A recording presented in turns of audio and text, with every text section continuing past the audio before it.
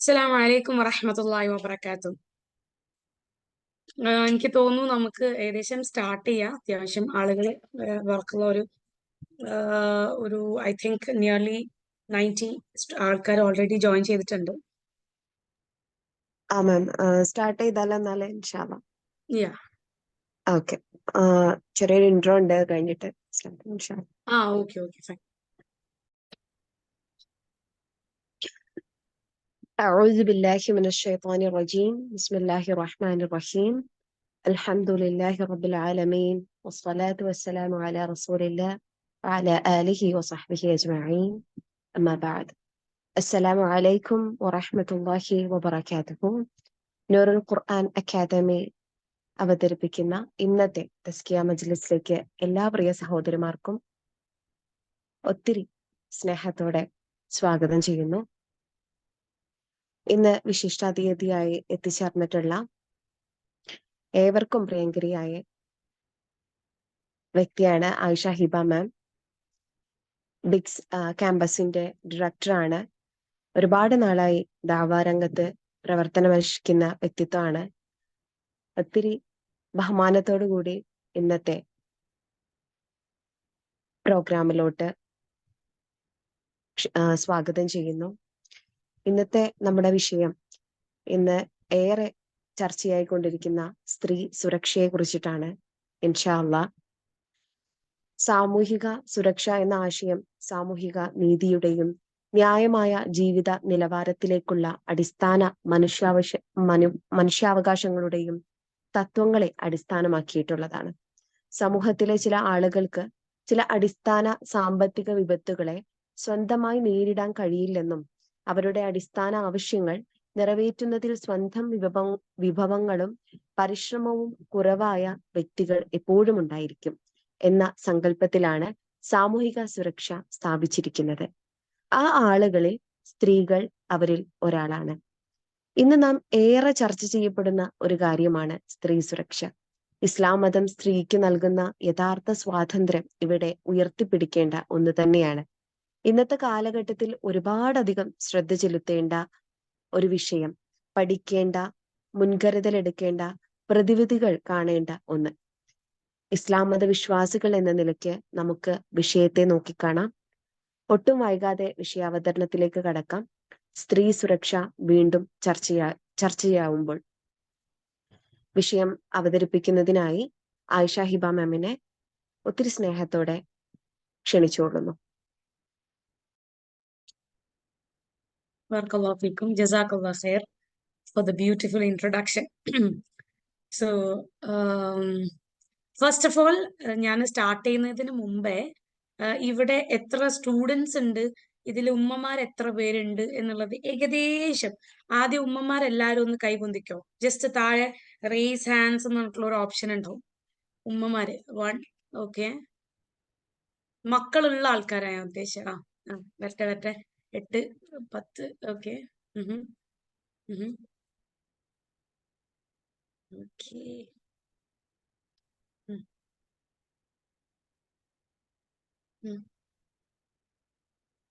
42. Okay 48 48 50 51. ഇനി 100 ആളുകളിൽ okay ഏകദേശം 51 ആൾക്കാർ അല്ലേ? ഓക്കെ ഓക്കെ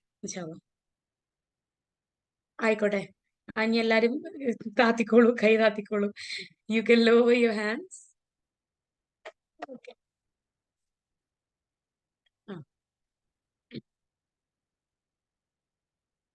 ഇനി ഇതില് സ്റ്റുഡൻസ് പഠിക്കുന്ന കുട്ടികൾ എത്ര പേരുണ്ട്? പഠിച്ചുകൊണ്ടിരിക്കുന്ന ആളുകൾ, പഠിക്കുന്നവരുണ്ടാ കോളേജില്? അല്ലെങ്കിൽ അങ്ങനെ കോളേജിലൊക്കെ ഉള്ളവരെ വർക്കിംഗ് ഡേ ആയതുകൊണ്ട് എനിക്ക് തോന്നുന്നു ഒരുവിധം എല്ലാരും ഉമ്മമാര് തന്നെ ആവാനാണ് സാധ്യത അല്ലെ? ഓക്കെ, എനിക്ക് എന്താ ഓഡിയൻസിന്റെ ഒരു പൾസ് എന്താന്ന് അറിയാൻ വേണ്ടിയിട്ടാണ്. അപ്പൊ കുട്ടികളാണെങ്കിൽ നമുക്ക് അതിനനുസരിച്ചിട്ടുള്ള ടോപ്പിക്സ് പറയാം. ഇപ്പൊ പാരന്റ്സ് ആണെങ്കിൽ അതിനനുസരിച്ചിട്ടുള്ള ടോപ്പിക്സ് ആണല്ലോ പറയേണ്ടത്. അതിനു വേണ്ടി ചോദിച്ചു എന്ന് മാത്രം. ഇൻഷാ അല്ലാഹ്. ഓക്കെ, അപ്പൊ നമുക്ക് സ്ത്രീ സുരക്ഷ എന്നുള്ള ഒരു ടോപ്പിക്കാണ് എന്നോട് സംസാരിക്കാനായിട്ട് പറഞ്ഞിട്ടുള്ളത്. ഓക്കെ, അപ്പൊ ഇൻഷാല്ലാ വിൽ സ്റ്റാർട്ട് ദ സെഷൻ. നമുക്ക് സ്റ്റാർട്ട് ചെയ്യാം. അൽഹംദുലില്ലാ വസ്സലാത്തു വസ്സലാമു അലാ റസൂലില്ലാ വഅലാ ആലിഹി വസഹ്ബിഹി അജ്മഈൻ അമ്മാ ബഅദ്. അതിനു മുമ്പ് ഓൾറെഡി നമ്മുടെ ഈ സെഷൻസ്, എന്റെ സെഷൻസ് കേട്ട ആരെങ്കിലും ഇതിലുണ്ടോ? ഇതിനു മുമ്പ് എവിടുന്നെങ്കിലും ഏതെങ്കിലും രൂപത്തിൽ ഉണ്ട്? ഒരുപാട് ആളുകൾ ഉണ്ട് അല്ലേ? ഓക്കെ, വാർക്കവാ. ഓക്കെ, സോ ഫസ്റ്റ് എനിക്ക് പറയാനുള്ള ഒരേ ഒരു കാര്യം എന്ന് പറഞ്ഞാൽ, ഞാൻ എപ്പോഴും പറയുന്ന ഒരു കാര്യമാണ്, ഞാൻ ഭയങ്കര എളിമയുള്ള ഒരാളല്ല. ഞാൻ സാധാരണ ആയിട്ടുള്ള ഒരു നോർമൽ ആയിട്ടുള്ള ഒരു ടീച്ചറാണ്. ഓക്കെ, അപ്പം ഒരു ടീച്ചർ എന്ന് പറയുമ്പോൾ അറിയാലോ, നമ്മൾ ഒരുപാട് വർഷം കുട്ടികളായിട്ട് ഇങ്ങനെ മിങ്കിൾ ചെയ്യുന്ന സമയത്ത്, അങ്ങനെ ആ ഒരു ടീച്ചിങ് കരിയറോട് കൂടിയിട്ട് ശരിക്കും പറഞ്ഞാൽ ഒരു ഇസ്ലാമിക് സൈക്കോളജി പെർസ്പെക്റ്റീവിലൂടെ കാര്യങ്ങൾ, അൽഹംദുലില്ലാ, അള്ളാഹു സുബ്ഹാനഹു വ തആല ഒരേ ഒരു കഴിവ് മാത്രം അള്ളാഹ് തന്നതെന്ന് വെച്ചാൽ കുട്ടികളിലേക്ക്, ഹൃദയത്തിലേക്ക് ഇറങ്ങാനുള്ള ഒരു, അൽഹംദുലില്ലാ, അത് അള്ളാഹുവിന്റെ ഒരു അപാരമായിട്ടൊരു കഴിവാണ് അത്. അപ്പം അതിൽ ഒരു ഇച്ചിരി എന്താ പറയാ, അങ്ങനത്തെ ഒരു ഇത് മാത്രമേ എനിക്കുള്ളൂ. അതല്ല എന്നുണ്ടെങ്കിൽ ഞാൻ എപ്പോഴും പറയുന്ന ഒരു കാര്യം, ഇൽമിയായിട്ടും എല്ലാം ഒക്കെ നമ്മൾ ഇംപ്രൂവ് ചെയ്യുന്നേ ഉള്ളൂ. അപ്പം ഞാൻ പറയുന്ന കാര്യങ്ങളിൽ തെറ്റുകൾ ഉണ്ടെങ്കിൽ നിങ്ങൾ എനിക്കത് തിരുത്തി തരണം. ഓക്കെ, കാരണം ഇൽമിന്റെ വിഷയങ്ങളായതുകൊണ്ട് സംസാരിക്കാൻ പൊതുവെ പേടിയാണ്. ഞാൻ അങ്ങനെ ദീനിപരമായിട്ടുള്ള ക്ലാസ്സുകൾ എടുക്കൽ ഞാൻ വളരെ റെയറാണ്. നമ്മൾ സൈക്കോളജിക്കലി ക്ലാസ് എടുത്ത് അതിലൊരു ദീനിന്റെ പെർസ്പെക്റ്റീവ് പറയാ എന്നുള്ളതാണ്. പക്ഷെ ഈ ഒരു ടോപ്പിക് എനിക്ക് തോന്നുന്നു, ഞാൻ പല പ്രാവശ്യം ഇപ്പൊ ഈ വാട്സപ്പ് ആയിക്കോട്ടെ, അങ്ങനത്തെ പല മീഡിയകളിലും, ഈ ഫാമിലി ഗ്രൂപ്പിലൊക്കെ പല വിഷയങ്ങൾ ഇടുന്നത് എല്ലാം ഈ ഒരു സ്ത്രീ സുരക്ഷ, പെൺകുട്ടികൾ ഒക്കെ ആയിട്ടുള്ള പല വിഷയങ്ങളാണ്. അതിൽ ഒന്ന് രണ്ട് കാര്യങ്ങൾ ഇതേപോലെ ഭയങ്കരമായിട്ട് ആളുകൾ ഷെയർ ചെയ്യുകയും അതിന്റെ പേരിൽ ഒരുപാട് വിമർശനങ്ങളും ഞാൻ നേരിട്ടിട്ടുണ്ടായിരുന്നു. പക്ഷെ എന്നെ സംബന്ധിച്ച് ഐ ഡോണ്ട് കെയർ. എനിക്ക് അതൊന്നും ഒരു വിഷയമല്ല. ഞാൻ പറയുന്നത് സത്യമാണെങ്കിൽ, ഓക്കെ, എന്ന് ഉള്ള ഒരു ഉം, എന്താ പറയാ, തെറ്റാണെന്നുണ്ടെങ്കിൽ തിരുത്താം, നോ പ്രോബ്ലം, കുഴപ്പമില്ല. പക്ഷെ എനിക്ക് തോന്നുന്നു നമ്മുടെ സമൂഹത്തിൽ ഇത്തരം കാര്യങ്ങൾ ചർച്ച ചെയ്യുക എന്നുള്ളത് വളരെ അനിവാര്യമാണ് എന്ന് എനിക്ക് പലപ്പോഴും ഭയങ്കരമായിട്ട് ഫീൽ ചെയ്ത ഒരുപാട് വിഷയങ്ങളുണ്ട്. കാരണം നമ്മൾ കുട്ടികളായിട്ട് ഇന്ററാക്ട് ചെയ്യുമ്പോൾ, അല്ലെങ്കിൽ ഉമ്മമാരായിട്ട് ഇന്ററാക്ട് ചെയ്യുന്ന സമയത്ത്, സുബ്ഹാനല്ലാഹ്, ഓരോ ദിവസം പുതിയ പുതിയ കഥകൾ കേൾക്കുമ്പോൾ ശരിക്കും എന്താ പറയാ, നമ്മള് തലക്ക് കൈ കൊടുക്കുന്നൊക്കെ പറയാം, അങ്ങനെ തലയിൽ കൈ കൊടുത്തിട്ട് ഇങ്ങനെ ഇരുന്നു പോകും. റബ്ബേ, എന്താണ് ഈ മക്കൾ, എവിടേക്കാണ് ഈ കുട്ടികൾ പോയിക്കൊണ്ടിരിക്കുന്നത് എന്നുള്ളത് നമ്മൾ എത്ര പറഞ്ഞു കൊടുത്താലും നമ്മളെ മക്കൾ എന്ത് ചെയ്യാണ്, അതെന്താ വെച്ചാല് ഒരു ഇന്നത്തെ ഒരു കാലഘട്ടത്തിന്റെ ഒരു പോക്ക് കൊണ്ടായിരിക്കും. ഞാൻ ആദ്യം തന്നെ ഇപ്പൊ എനിക്ക് കഴിഞ്ഞ ആഴ്ച ഉണ്ടായ ഒരു 2 എക്സ്പീരിയൻസ് വെച്ചിട്ട് എന്ത് ചെയ്യാണ്, ഞാൻ ഈ ഒരു സെഷന് ഞാൻ സ്റ്റാർട്ട് ചെയ്യാൻ ഞാൻ ആഗ്രഹിക്കുകയാണ്. അതായത് കുറച്ച് ദിവസങ്ങൾക്ക് മുമ്പേ ഞാൻ പഠിപ്പിച്ച ഒരു കുട്ടി, ഓക്കെ, എന്റെ സ്റ്റുഡന്റ് ആണ്. അപ്പൊ ആ സ്റ്റുഡന്റിന്റെ ഉമ്മ എന്നെ ബന്ധപ്പെട്ട് കോൾ ചെയ്തിട്ട്, ഞാൻ കുറെ പ്രാവശ്യം അവര് വിളിച്ചു. പക്ഷെ എനിക്ക് എന്ത് ചെയ്യാൻ പറ്റില്ല, കോള് എടുക്കാൻ പറ്റിയിട്ടില്ല. കാരണം കുറച്ച് ദിവസം ഞാൻ നല്ല തിരക്കായിരുന്നു. അങ്ങനെ ഭയങ്കര അർജന്റ് ആണെന്ന് പറഞ്ഞപ്പോ ഓക്കെ, ഞാൻ കോൾ അറ്റൻഡ് ചെയ്ത സമയത്ത് ഉമ്മ എക്സ്ക്യൂസ് മീ, ഒറ്റ മിനിറ്റ്, വെരി അർജന്റ് കോളാണ്, ഞാൻ ഒന്ന് അറ്റൻഡ് ചെയ്യണ്ടേ.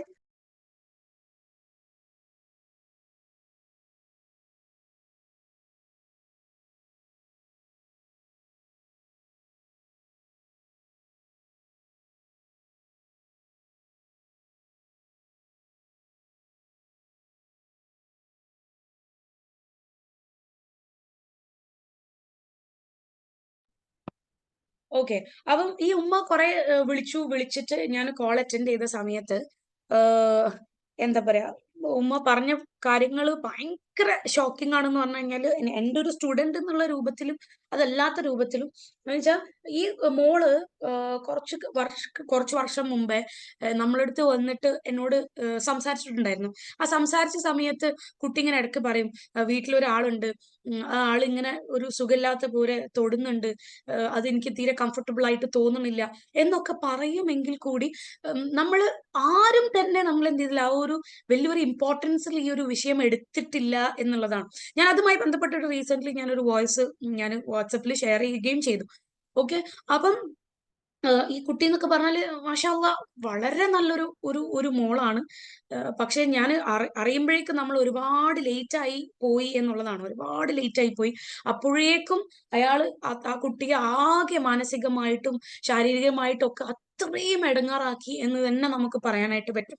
ഏഹ് അപ്പം ഏം, എപ്പോഴും പക്ഷെ ഇവരെന്ന് പറഞ്ഞു കഴിഞ്ഞാൽ പുറത്തൊക്കെ പോകുമ്പോൾ അവർക്കുള്ള വളരെ നല്ല രൂപത്തിൽ എന്താ പറയാ മൊത്തത്തിൽ കവർ ചെയ്ത് നടക്കുന്ന ആളുകളാണ്. പക്ഷെ പലപ്പോഴും നമ്മൾ എന്ത് ചെയ്യാറില്ല, ഞാൻ ശ്രദ്ധിച്ച ഒരു കാര്യം എന്ന് പറഞ്ഞാല് നമ്മുടെ നാട്ടിലുള്ള ആളുകള് മഹറം അല്ലാത്ത അല്ല മഹറമായ ആളുകളുണ്ടല്ലോ. ഫോർ എക്സാമ്പിൾ നമ്മുടെ ഉപ്പ, ബ്രദർ, അല്ലെങ്കിൽ ചിലപ്പോ നമ്മളെ മൂത്തമ്മ, ആളാമ്മാന്റെ മക്കള്, ഇവരൊക്കെ വീട്ടിൽ വരുന്ന സമയത്ത് ചിലപ്പോ തലയിൽ തട്ടുണ്ടാവില്ല, മറച്ചിട്ടുണ്ടാവില്ല, തലേ തട്ടിടുമായിരിക്കും. ഉപ്പമാരെ മുമ്പിലൊക്കെ കാണുന്നുണ്ടെങ്കിൽ I seen lots of people എന്താ പറയുക മാറൊന്നും പ്രോപ്പർ ആയിട്ട് മറക്കാതെ തോന്നിയ പോലെ. ഇപ്പത്തെ കുട്ടികൾ വീട്ടിലിടുന്ന ഒരു ഡ്രസ്സ് എന്നൊക്കെ പറഞ്ഞു കഴിഞ്ഞാൽ അധികം ടീഷർട്സും ഷോർട്ട് പാൻസും ഒക്കെ ആണല്ലോ. അപ്പൊ അങ്ങനത്തെ വസ്ത്രത്തിലൊക്കെ പോകുന്നതായിട്ട് പലപ്പോഴും കാണാറുണ്ട്. അതിന്റെ ഒക്കെ അപകടം എന്ന് പറയുന്നത് ഭയങ്കര വലുതാണ്. നമ്മളെല്ലാം കഴിഞ്ഞിട്ട് പാരന്റ്സും നമ്മളൊക്കെ ഇരുന്ന് കരഞ്ഞിട്ട് എന്തില്ല. അപ്പൊ ഇങ്ങനത്തെ കുറെ എക്സ്പീരിയൻസ് ഉണ്ടായപ്പം അപ്പോഴാണ് ശരിക്കും പറഞ്ഞാൽ ഈ ഒരു സെഷൻ എന്റെ കയ്യിൽ വരുന്നത്. അപ്പൊ ഞാൻ വിചാരിച്ചു എന്തായാലും എന്ത് ചെയ്യാം, ഇപ്പം ഇസ് എ കറക്റ്റ് ടൈം അല്ലെ, നമുക്ക് ഇത്തരത്തിലൊരു വിഷയം ചർച്ച ചെയ്യാൻ പറ്റിയ ഒരു സമയമാണ് എന്നുള്ളത് കൊണ്ട് മാത്രമാണ് ഞാനൊരു സെഷൻ ഏറ്റെടുത്തത്. സത്യം പറഞ്ഞാൽ നല്ല തിരക്കാണ്, ടൈം എനിക്ക് പൊതുവെ കിട്ടാറേ ഇല്ല. പക്ഷെ ഈ ഒരു വിഷയം ഇങ്ങനെ ആയതുകൊണ്ട് I thought of coming to you and telling. കാരണം അൽഹംദുലില്ലാ നമുക്ക് ഏകദേശം 100-200 ആളുകൾ ഒരുമിച്ച് കിട്ടല്ലേ. അപ്പൊ നമുക്ക് എല്ലാവർക്കും അറിയാം, നമുക്ക് എല്ലാ ആളുകൾക്കും അത് എല്ലാ ജനങ്ങൾക്കും അറിയുന്ന ഒരു കാര്യമാണ്.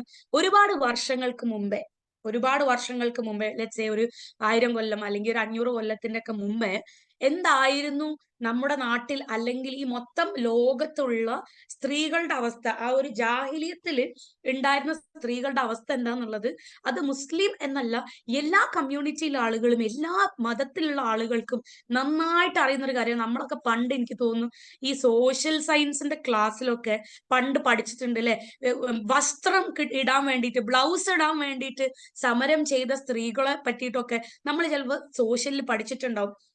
ഈ പണ്ട് ഇപ്പൊ നമുക്ക് ഫിറഔന്റെ കഥ അല്ലെ, അവിടെയൊക്കെ ഫിറഔന് ആൺകുട്ടികളാണ് കൊന്നത്. പക്ഷെ അതിന്റെ ആ ഒരു സമയത്തൊക്കെ തന്നെ പെൺകുട്ടികൾ ജനിക്കുമ്പോ തന്നെ ഭയങ്കര മോശമായിട്ട് അല്ലെങ്കിൽ ഭയങ്കര നാണക്കേടായിട്ട് കാണുന്ന ഒരു കാലഘട്ടം ഉണ്ടായിരുന്നു. നമുക്ക് എല്ലാവർക്കും അറിയുന്ന ഒരു വിഷയമാണ്. ജനിച്ചാൽ ഒന്നെങ്കിൽ എന്ത് ചെയ്യും, ജനിച്ചാൽ ആ കുട്ടീനെ ജീവനോടെ കുഴിച്ചു മൂടും, അല്ലെങ്കിൽ എന്താ പറയാ വളരെ മോശമായിട്ട് ആ കുട്ടിക്ക് ഒരു ഇമ്പോർട്ടൻസ് കൊടുക്കാതെ, ഒരു മാനുഷിക പരിഗണന കൊടുക്കാതെ ആ കുട്ടീനെ അങ്ങനെ ജീവിക്കാൻ വിടുന്ന ഒരു അവസ്ഥ. ആ സമയത്താണ് സുബ്ഹാനല്ലാഹ് നമുക്ക് ഖുർആനില് സൂറത്ത് നഹ്ൽ 58-59 ആയത്തുകളിൽ ഒന്ന് നമുക്കൊന്ന് ജസ്റ്റ് അത് വെച്ചിട്ട് നമുക്ക് സ്റ്റാർട്ട് ചെയ്യാം. ആ ആയത്തിൽ പറയുന്നത് എന്താ വെച്ചാല് ആ ഒരു കാലഘട്ടത്തിനെ പറ്റിയിട്ടാണ് കേട്ടോ പറയുന്നത്. അവരിൽ ഒരാൾക്ക് പെൺകുട്ടി ജനിച്ച സന്തോഷ വാർത്ത അറിയിക്കപ്പെട്ടാൽ കോപത്താൽ അവന്റെ മുഖം ഇരുണ്ട് കരിവാളിച്ചു പോകും. തനിക്ക് നൽകപ്പെട്ട ആ സന്തോഷ വാർത്തയിൽ അപമാനിതനായി അവൻ ജനങ്ങളിൽ നിന്ന് മാറി ഒളിച്ചു കളയുന്നു.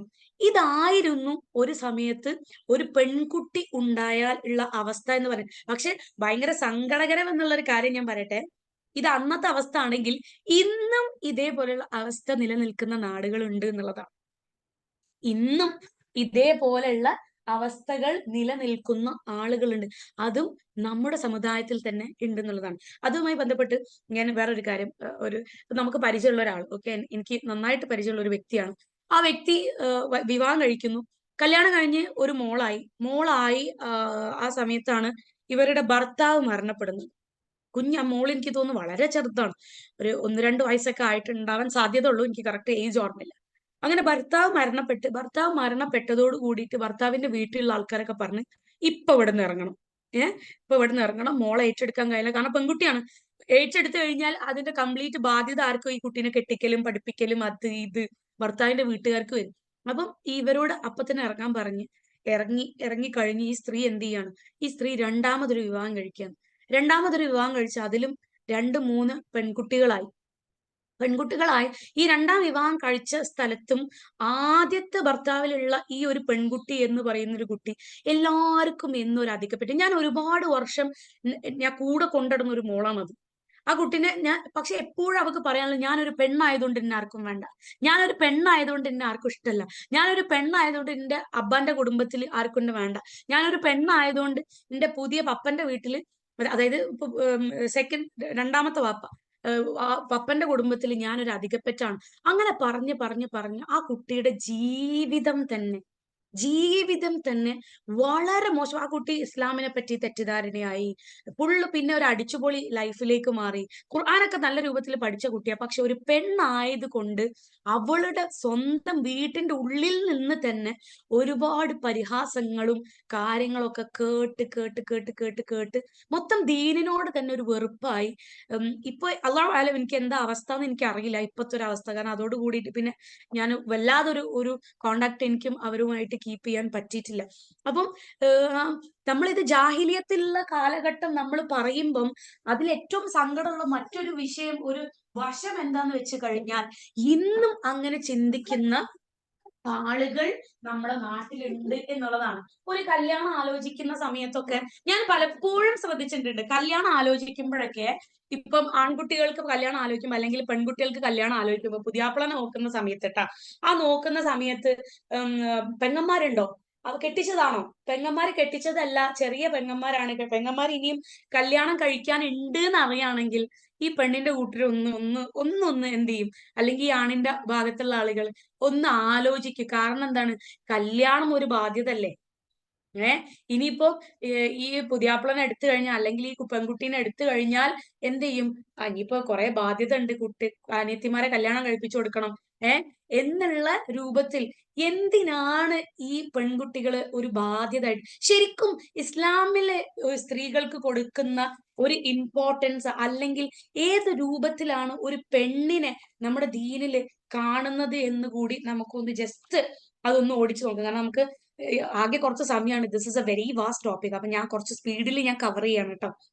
അതായത് ഇസ്ലാമില് നമുക്ക് ഒരുപാട് സ്ഥലത്ത് സൂറത്ത് നിസ എന്ന് പറയുന്ന ഒരു ഒരു സൂറത്ത് തന്നെ സ്ത്രീകളുമായി സംബന്ധിച്ച് ഒരുപാട് കാര്യങ്ങൾ ചർച്ച ചെയ്യുന്ന ഒരു സൂറത്ത് തന്നെ ഖുർആനിൽ ഉണ്ട് എന്നുള്ളതാണ് സത്യം, അല്ലെ?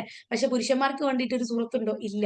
കാരണം സ്ത്രീകളുടെ വിഷയത്തിൽ അത്രത്തോളം പ്രാധാന്യം നമ്മുടെ ദീന് കൊടുത്തിട്ടുണ്ട് എന്നുള്ളതാണ്. അത്ര പ്രാധാന്യം. അത് സ്വത്തിലായിക്കോട്ടെ, അവരുടെ വസ്ത്രത്തിലായിക്കോട്ടെ, അവരുടെ നടത്തത്തിലായിക്കോട്ടെ, നമുക്ക് വളരെ ക്ലിയർ കട്ടായിട്ടുള്ള ഒരു ഒരു മാപ്പ് സുബ്ഹാനല്ലാഹ് നമുക്ക് വെച്ച് തന്നിട്ടുണ്ട്. ഇത് കറക്റ്റ് ആയിട്ട് നമ്മൾ ഫോളോ ചെയ്യുകയാണെന്നുണ്ടെങ്കിൽ നമ്മൾ ഇങ്ങനത്തെ ഒരു ടോപ്പിക് ചർച്ച ചെയ്യേണ്ട ആവശ്യം തന്നെ വരുന്നില്ല എന്നുള്ളതാണ്. അതിന്റെ വലിയൊരു എക്സാമ്പിൾ ആണ്. ഇപ്പൊ എല്ലാരും പറയോ പിന്നെ നമ്മൾ അങ്ങനെയൊക്കെ നടന്നു വിചാരിച്ചിട്ട് ഇപ്പൊ ഈ ലോകം മുഴുവൻ നന്നാവും എന്നൊക്കെ ചോദിക്കും. ഇപ്പൊ നമുക്കറിയാം നമ്മുടെ ലോകത്ത് ഏറ്റവും കൂടുതൽ ക്രൈംസ് കുറവുള്ള രാജ്യങ്ങളിൽ അല്ലെങ്കിൽ സ്ഥലങ്ങളിൽ ഒരു സ്ഥലമാണ് ഈ ഗൾഫ് കൺട്രീസ് ആയിട്ടുള്ള സൗദി അറേബ്യ എന്നൊക്കെ പറയുന്നത്.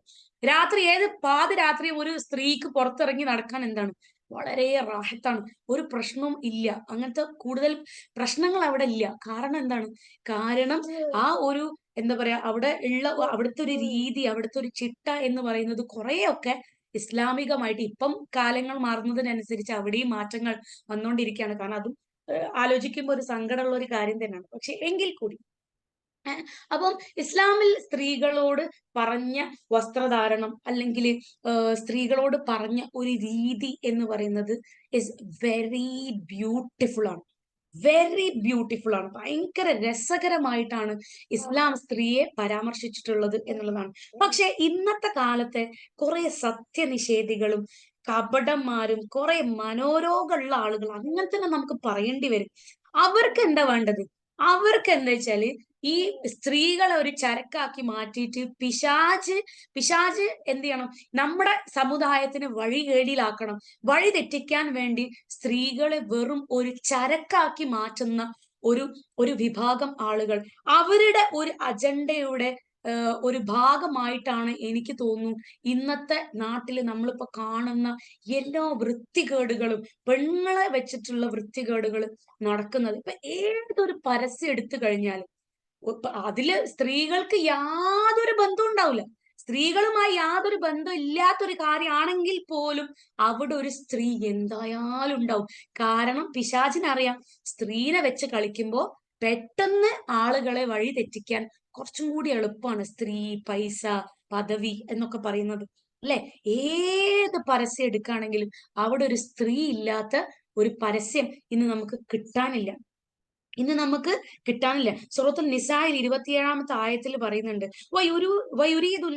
വയുരീദല്ലദീന യത്തബിഊന ശഹവാതി അൻ തമീലു മൈലുൽ അദീം എന്ന് പറയുന്ന ഒരായത്തുണ്ട്. ഓക്കെ, സൂറത്തുൽ നിസായിൽ 27. ആ ആയത്തിന്റെ അർത്ഥം വരുന്നത് എന്താ വെച്ചാല്, ദേഹേച്ഛകളുടെ പിന്നാലെ പോകുന്നവർ ഉദ്ദേശിക്കുന്നത് നിങ്ങളെ സന്മാർഗത്തിൽ നിന്ന് പറ്റെ തെറ്റിപ്പോക്കണം എന്നാണ്.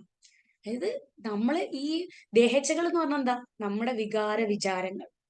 അതാണല്ലോ ഇപ്പൊ ഏറ്റവും ബേസ് അടിസ്ഥാനം എന്ന് പറയുന്നത്. എല്ലാവർക്കും അവരുടെ വിചാരങ്ങളും അവരുടെ വികാരങ്ങളും മാത്രമാണ് ഇമ്പോർട്ടൻസ് എന്ന് പറയുന്നത്. അതുമായി ബന്ധപ്പെട്ട് ഒരു കാര്യം കൂടി, ഒരു ഇൻസിഡന്റ് കൂടി ഞാൻ ഷെയർ ചെയ്യാൻ ആഗ്രഹിക്കുകയാണ്. അതായത് ഇതേപോലെ റീസെന്റ് ഒരു കൗൺസിലിംഗ് കേസ് വന്നപ്പം വറക്കുള്ള ഭയങ്കര നല്ല ഒരു ഫാമിലി കേട്ടോ.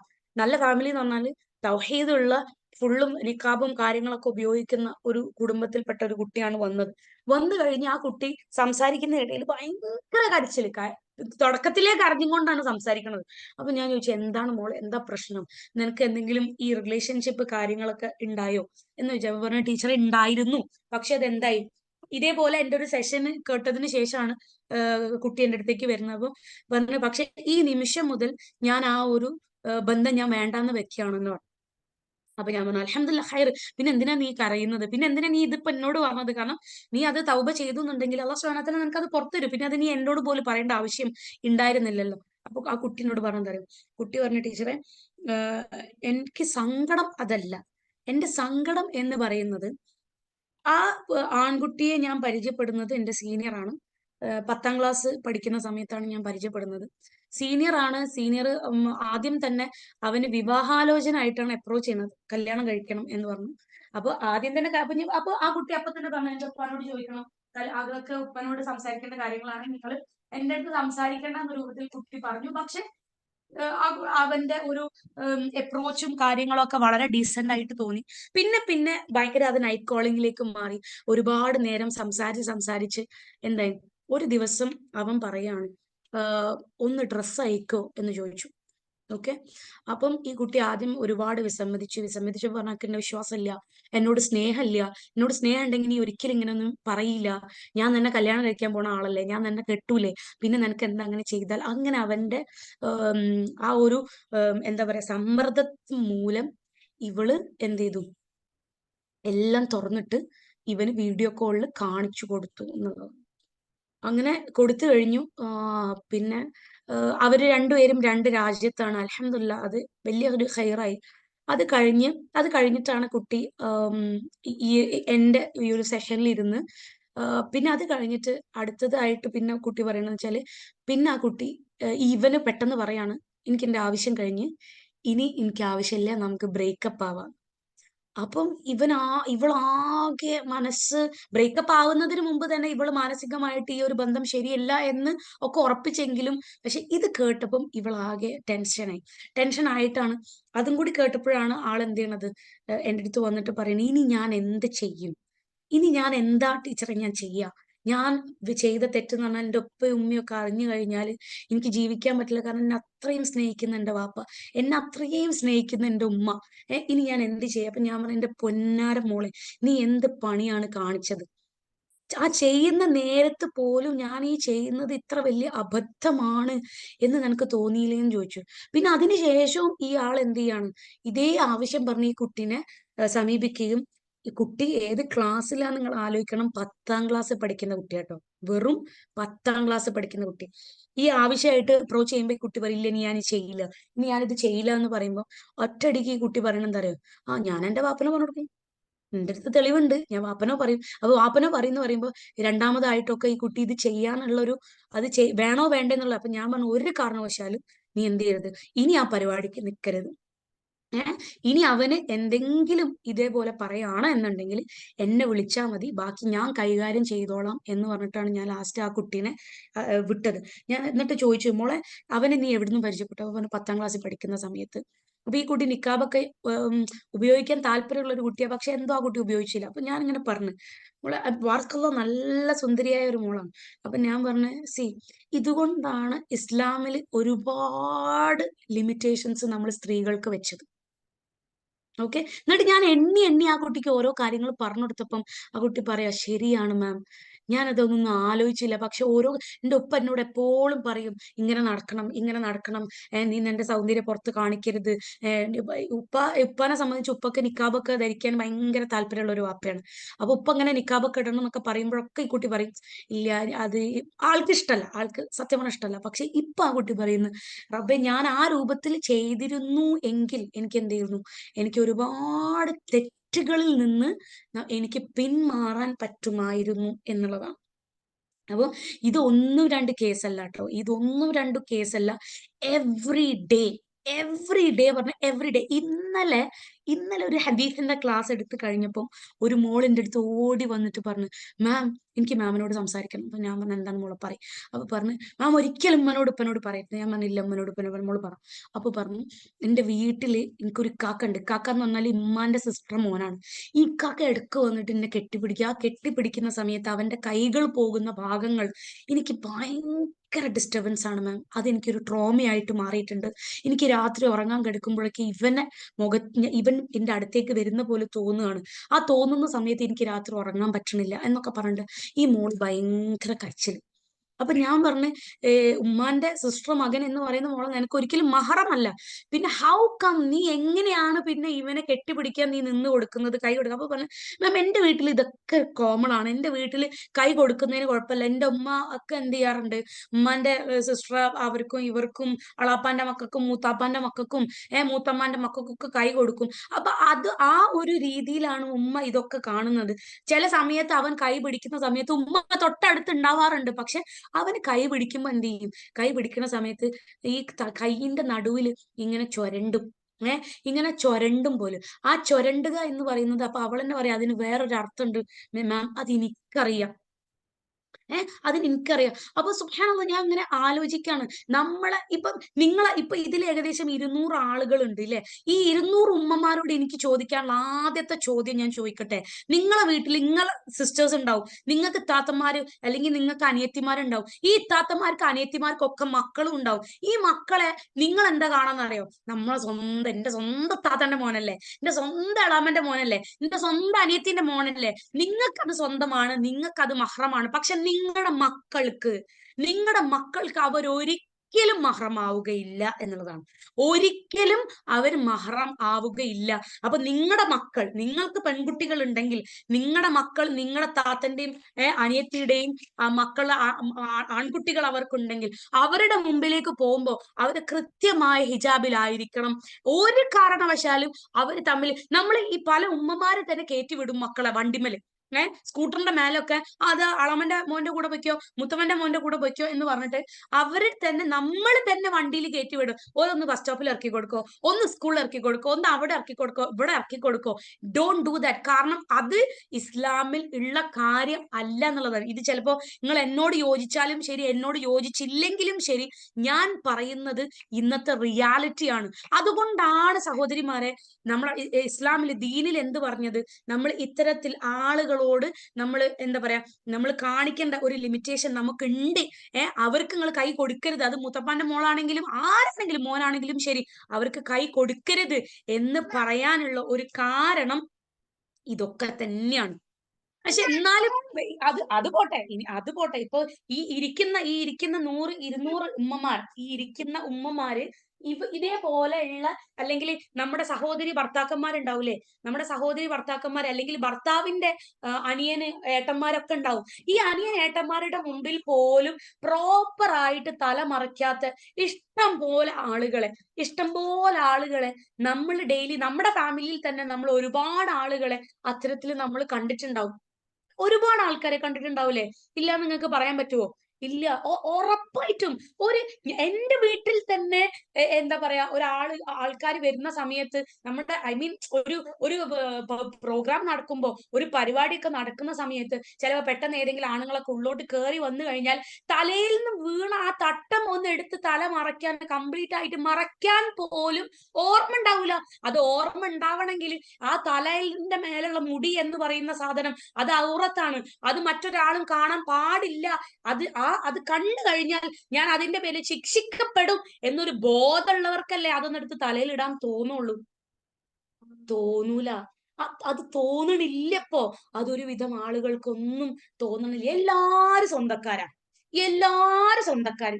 വീട്ടിലുള്ളവര്, നാട്ടിലുള്ളവര്, അടുത്തുള്ള വീട്ടിലുള്ള ആൾക്കാരും എല്ലാം സ്വന്തക്കാരാ. ഓരിടയില് പോകുന്നതിന് കുഴപ്പമില്ല, ഓരോട് സംസാരിക്കുന്നതിന് കുഴപ്പമില്ല, ഓരോട് ചിരിച്ച് കളിച്ച് കൊഞ്ചി സംസാരിക്കുന്നതിന് ഒന്നും ഒരു വിഷയല്ല. ഹല്ലി വല്യാണ്.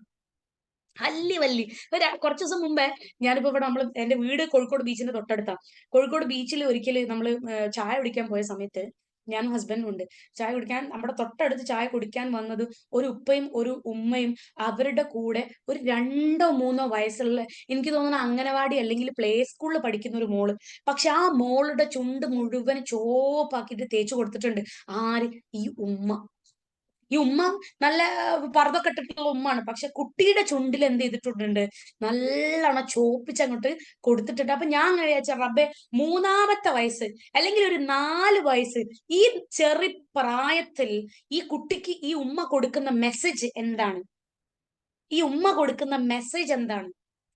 പുറത്തൊക്കെ ഇറങ്ങുമ്പോ കുറച്ച് ഭംഗിയൊക്കെ കൂട്ടാൻ വേണ്ടിയിട്ട് എന്ത് ചെയ്താ കുഴപ്പമില്ല, ലിപ്സ്റ്റിക് ഒന്ന് ഇട്ടാല് കുഴപ്പമില്ല.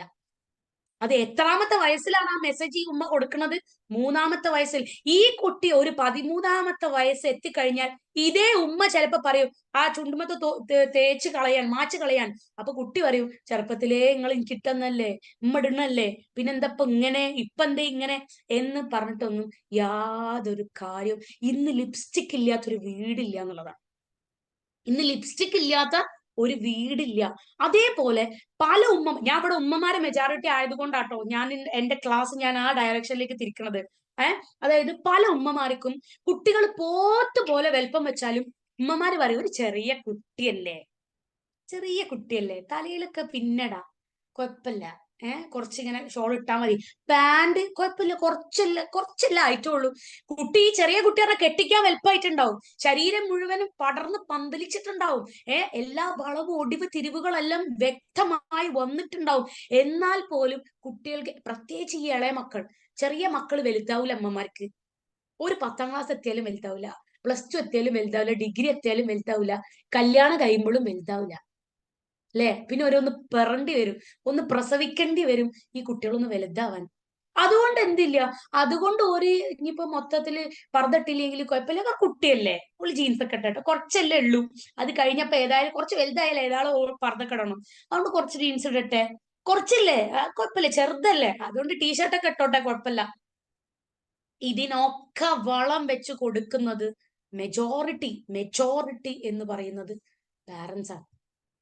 പാരന്റ്സ് അല്ലെങ്കിൽ ഗ്രാൻഡ് പാരന്റ്സ്. ആരതൊക്കെ വാങ്ങിക്കൊടുക്കുന്നത്? എത്ര ആയി കഴിഞ്ഞാലും ഈ 5-ാം ക്ലാസ്സിൽ 6-ാം ക്ലാസ്സിലെ കുട്ടികളുടെ കയ്യിൽ എത്രത്തോളം കോസ്മെറ്റിക്സ് ആണുള്ളത്? എത്രത്തോളം? ഇപ്പൊ നമ്മുടെ റെസിഡൻഷ്യൽ സ്കൂളാണ്, എന്റെ സ്കൂൾ ഹോസ്റ്റലാണ്. ഈ ഹോസ്റ്റൽ വളരെ സ്ട്രിക്റ്റ് ആയിട്ട് ഒരു കളറുള്ള ലിബാം പോലും ഉപയോഗിക്കാൻ ഞാൻ സമ്മതിക്കാറില്ല.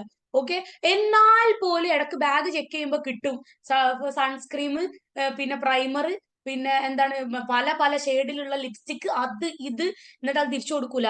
അപ്പൊ ടീച്ചർ, അപ്പൊ മക്കള് പറയും മാം പെൺകുട്ടികൾ മാത്രമല്ലേ ഉള്ളൂ മാം, അതുകൊണ്ടാണ്. ഞാൻ പറഞ്ഞു വേണ്ട, ആവശ്യമില്ല. ഇതൊക്കെ ആരാ വാങ്ങിക്കൊടുക്കുന്നത്? നിങ്ങൾ അറിയാതെ എന്തായാലും കുട്ടികൾ ഒളിച്ചു നിന്നിട്ടൊന്നും ലിപ്സ്റ്റിക് ഇടൂലല്ലോ. ലിപ്സ്റ്റിക് ഇട്ടാൽ അവിടെ വെച്ചിട്ട് തുടയ്ക്കാൻ പറയാനുള്ള ധൈര്യം ഉമ്മമാർക്ക് ഉണ്ടാവണം. കാരണം എന്താണെന്നറിയോ? കാരണം ഇസ്ലാം ദീന് നമ്മളോട് എന്താ പറയുന്നത്? ഇസ്ലാം പറയുന്നത് നമ്മുടെ സൗന്ദര്യം മറച്ചു വെക്കുക എന്നുള്ളതാണ്. അത് ഒരുവിധ ആളുകളൊക്കെ കൂടി അങ്ങോട്ട് വളച്ചൊടിച്ച് തിരിച്ചു മറിച്ചിട്ട് എന്താക്കി, സൗന്ദര്യം എന്ന് പറഞ്ഞാൽ മുഖവും മുൻകൈയും ഒഴികെ ബാക്കിയൊക്കെ സൗന്ദര്യത്തിൽ പെടും, മുഖം മാത്രം സൗന്ദര്യത്തിൽ പെടൂല. എന്ത് ലോജിക്കാണ് അതിലുള്ളത്? I don't understand. എനിക്ക് മനസ്സിലാവില്ല അതിലെന്ത് ലോജിക്കാണുള്ളത് എന്നുള്ളത്. അല്ലാഹു സുബ്ഹാനഹു വ തആല പറയുന്നത് എന്താ? സൗന്ദര്യം മറയ്ക്കാൻ പറഞ്ഞു. ആ സൗന്ദര്യത്തിൽ മുഖം മാത്രം പെടൂല. അതുകൊണ്ട് എവിടെ പോയി കഴിഞ്ഞാലും നാട്ടാര് മുഴുവനും പറയണ മുഖം മുൻകൈ ഒഴികെ ബാക്കിയുള്ളതൊക്കെ മറച്ചാ പോരെ. എന്തിനാ ഇപ്പൊ മുഖം മറക്കേണ്ട ആവശ്യം? പിന്നെ ചെക്കന്മാര് നോക്കി ഇഷ്ടപ്പെടുന്നത് മുഖവും കൈ ഒഴികെ ബാക്കിയുള്ള ഭാഗം കണ്ടിട്ടാണല്ലോ ഈ ആൺകുട്ടികൾ അട്രാക്റ്റഡ് ആയിട്ട് വരുന്നത്. ആണോ? അതിൽ തന്നെ ഒരു ലോജിക് ഇല്ല എന്റെ പൊന്നാര രക്ഷിതാക്കളെ, പൊന്നാര ഉമ്മമാരെ. അത് നിങ്ങൾ ആദ്യം മനസ്സിലാക്കുക. നമ്മുടെ മക്കൾ, ഇനിയിപ്പോ ഒരു കുട്ടി, ഏതെങ്കിലും കുട്ടി, അതേപോലെ തന്നെ നമ്മളെ മക്കള് ഇപ്പൊ പല ക്ലാസ്സുകളൊക്കെ കേൾക്കുമ്പോൾ ചില കുട്ടികൾ പറയും നിക്കാബ് ഇടാനും കൊതിയാവുന്നുണ്ട്, മുഖം മറയ്ക്കാൻ കൊതിയാവുന്നുണ്ട്. പക്ഷെ തടസ്സം ആരാന്നറിയാം? തടസ്സം ഉമ്മയാണ്, അല്ലെങ്കിൽ വാപ്പയാണ് തടസ്സം. അപ്പൊ ഉമ്മ പറയും ആ ചെറിയ പ്രായത്തിൽ നീ ഇപ്പൊ ഇത്ര ക്ലാസ്സിൽ എത്തിയിട്ടുള്ളൂ, ഇത്ര ക്ലാസ്സിൽ നീ ഇപ്പോഴേ ചെറിയ പ്രായത്തിൽ തന്നെ എന്തിനാ മുഖം മറയ്ക്കുന്നത്? അതിന്റെ ആവശ്യം എന്താണ്? തള്ളച്ചി പോലെ ഉണ്ടാവും കാണാൻ, തള്ളനെ പോലെ, വലിയ ആൾക്കാരെ പോലെ ഉണ്ടാവും കാണാൻ എന്ന് പറഞ്ഞ് ആ ഇട്ട നിക്കാബ് വലിച്ചൂരാൻ 1000 ആളുകൾ ഓരോ വീട്ടിലും ഉണ്ടാവും. പക്ഷെ ഇതേ കുട്ടി ജീൻസും ടോപ്പും ചുണ്ടുമ്മ തേച്ച് തല തട്ടടാതെ അങ്ങോട്ടൊക്കെ നടന്നു കഴിഞ്ഞാൽ ആർക്കും ഒരു കുഴപ്പമില്ല. അപ്പൊ ആൾക്കാർ പറയാൻ എന്താ അറിയോ? അപ്പൊ പറയും ഇപ്പത്തെ ചില ന്യൂജൻ കുട്ടികളൊക്കെ ഇങ്ങനെ തന്നെ കുറച്ച് കഴിഞ്ഞാൽ റെഡി ആയിക്കോളും. എന്തൊരു സമൂഹം, എന്തൊരു സമൂഹം! എവിടേക്കാണ് നമ്മുടെ ഈ മുസ്ലിം ഉമ്മത്ത് പോകുന്നത് സുബ്ഹാനല്ലാഹ്, ആലോചിച്ചിട്ട് തന്നെ ഒരു അറ്റം കിട്ടുന്നില്ല, അറ്റം കിട്ടുന്നില്ല. കാരണം എന്താ അറിയോ? ഒരു നന്മ ചെയ്യാൻ ഒരു കുട്ടി അങ്ങോട്ട് തുനിഞ്ഞു കഴിഞ്ഞാൽ അതിങ്ങോട്ടേക്ക് ഇല്ലാണ്ടാക്കാൻ, അതിന് ഒരു എടങ്കോലിടാൻ നമ്മളെ വീട്ടിലും നാട്ടിലും 1000 ആൾക്കാരാ. ഒരു നന്മ വിചാരിച്ചു കഴിഞ്ഞാൽ എന്നാ ഒരു തിന്മയിലേക്ക് ഇപ്പൊ നമുക്ക് കാണാല്ലേ, റോട്ടുമ്പിലേക്ക് അങ്ങോട്ടേക്ക് ഇറങ്ങിക്കഴിഞ്ഞാൽ ബസ്സൊക്കെ ഇറങ്ങിയിട്ട് ആൺകുട്ടികളും പെൺകുട്ടികളും ഒരുമിച്ചാണ് സ്കൂളിലേക്ക് നടക്കുന്നത്, ഒരുമിച്ച് സ്കൂളിലേക്ക് നടത്തം, ഒരുമിച്ചാണ് ഒരു ബെഞ്ചിലാണ് സ്കൂളിൽ ഇരിക്കുന്നത്. ഇന്ന് പല കുട്ടികളുടെ ഇൻസ്റ്റഗ്രാം വാട്സപ്പിലെ സ്റ്റാറ്റസ് പോലും തോളിൽ കൈയിട്ട് നിൽക്കുന്ന സ്ത്രീ പുരുഷന്മാരാണ്. സ്ത്രീയൊന്നും ആയിട്ടില്ല, മക്കളാണ്, ചെറിയ കുഞ്ഞു മക്കളാണ്. അത് പബ്ലിക് ആയിട്ട് ഇന്ന് സ്റ്റാറ്റസ് വെക്കാനുള്ള ധൈര്യം നമ്മളെ മക്കൾക്ക് ഉണ്ടെങ്കിൽ അതിന്റെ അർത്ഥം എന്താ അറിയോ? ആര് കണ്ടാലും ഞമ്മക്കൊരു കുഴപ്പമില്ല, ആര് കണ്ടാലും നമുക്ക് കുഴപ്പമില്ല എന്നത് കൊണ്ടാണല്ലോ ഇത്ര ധൈര്യത്തിൽ കുട്ടികൾ പബ്ലിക്കായിട്ട് സ്റ്റാറ്റസ് വെക്കുന്നത്.